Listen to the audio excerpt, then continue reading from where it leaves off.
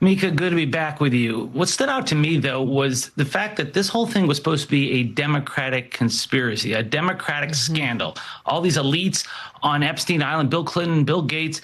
Well, look at the names that keep coming out. Elon Musk, there's an email there about how he wanted to attend the wildest party on Epstein Island. Steve Bannon, who apparently has been a top advisor to Epstein and a close friend.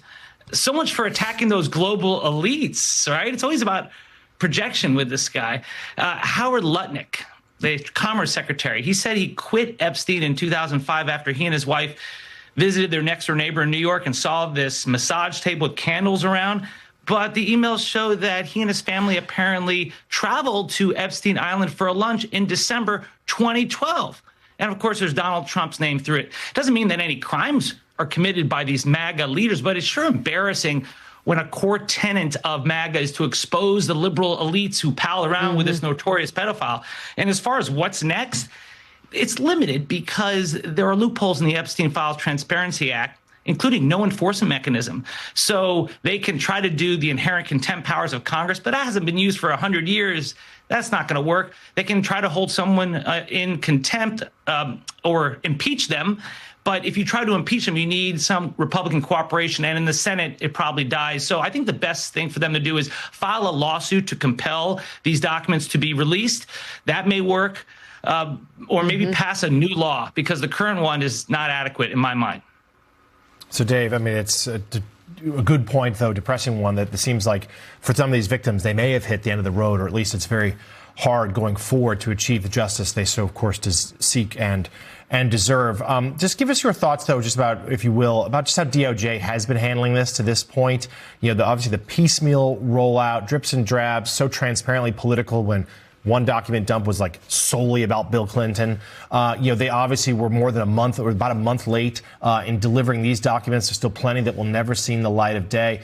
Is this just more evidence to you that they're simply acting as, President Attorney's personal law firm?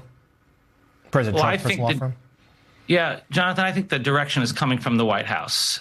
And what people want to see are the names of the alleged co-conspirators. They want to see the evidence that's been collected against them. And we could see that if the administration released the victim statements to the FBI, the internal memos from federal prosecutors in the Southern District of Florida and the Southern District of New York, the internal FBI memos. Personally, I would like to see the 60-count indictment drafted in 2007 by an assistant U.S. attorney in the Southern District of Florida that was later discarded by that office when they gave Epstein what amounted to a sweetheart deal.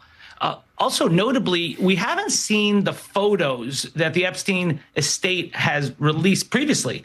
Remember, we saw that and that birthday card that Trump allegedly sent to Epstein for his 50th. None of that has been produced in the Epstein file releases. And the DOJ is leaning heavily into the deliberative process and work product privileges to withhold documents, but those exemptions are not listed as recognizable exemptions under the Epstein Files Transparency Act. So you can see lawsuits to come, but this thing isn't going to get resolved for some time.